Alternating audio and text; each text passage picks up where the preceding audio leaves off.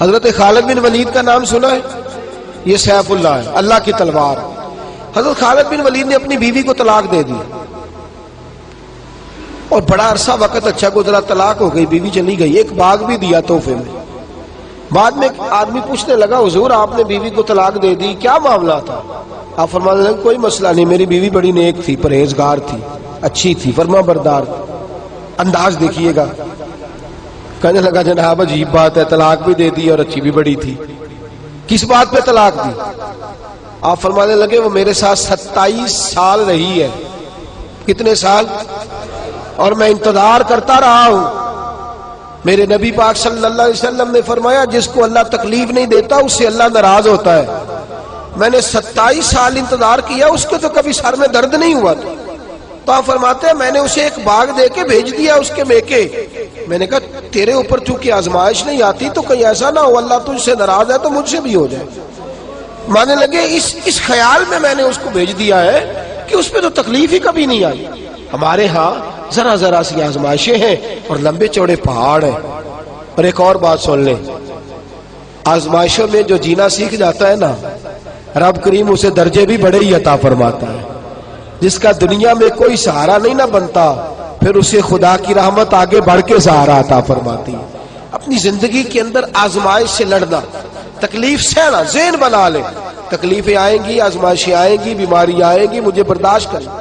جس کے اندر برداشت ہے اس کا حوصلہ بہت بڑا ہے، اور جو برداشت سے آ رہی ہے وہ ختم ہو جائے۔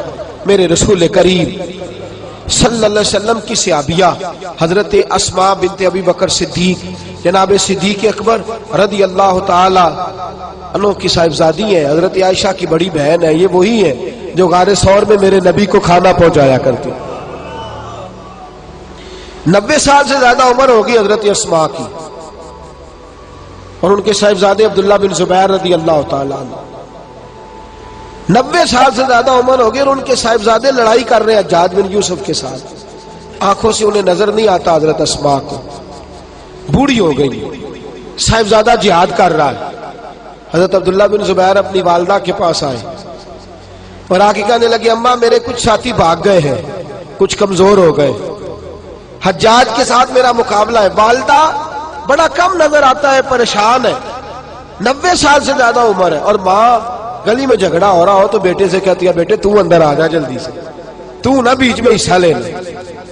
والدہ سے آ کے پوچھتے ہیں اماں میں کیا کروں، حجاج کے خلاف لڑ رہا ہوں، بہت سارے ساتھی کچھ چلے گئے ہیں ڈر کے، کچھ جو ہے وہ کمزور پڑ گئے، کچھ نے وہ بزدل نہیں ہے، وہ کمزور نہیں، لیکن انہوں نے حکمت سمجھی ہے تھوڑی دیر کے لیے چلا جانا۔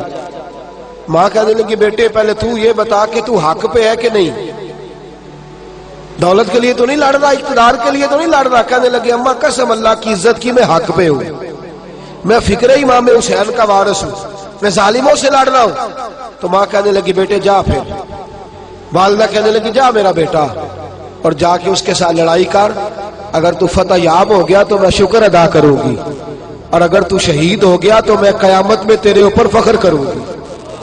تو کہنے لگے اماں وہ بڑے ظالم ہے، بوڑھی ماں کا حوصلہ دیکھ، وہ بڑے ظالم ہے، وہ تو مسلح کر دیتے ہیں، ناک کان گلا کاٹ دیتے ہیں، اتنا سخت میرا دشمن ہے۔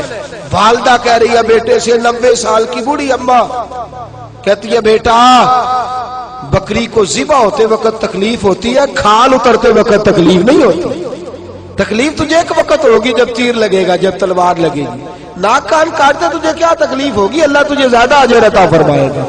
جا مجھے بہادر کی ماں بننے کا شرف دے، بزدل کی ماں بننے کا شرف نہ دے۔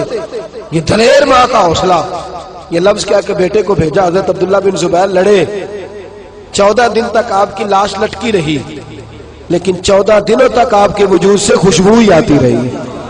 حجاج بن یوسف نے آپ کی ماں کو بلایا، حضرت اسماء آئی، کہنے لگا تجھے پتہ ہے تیرے بیٹے کی لاش لٹک رہی ہے؟ کہنے لگی کیا کہا؟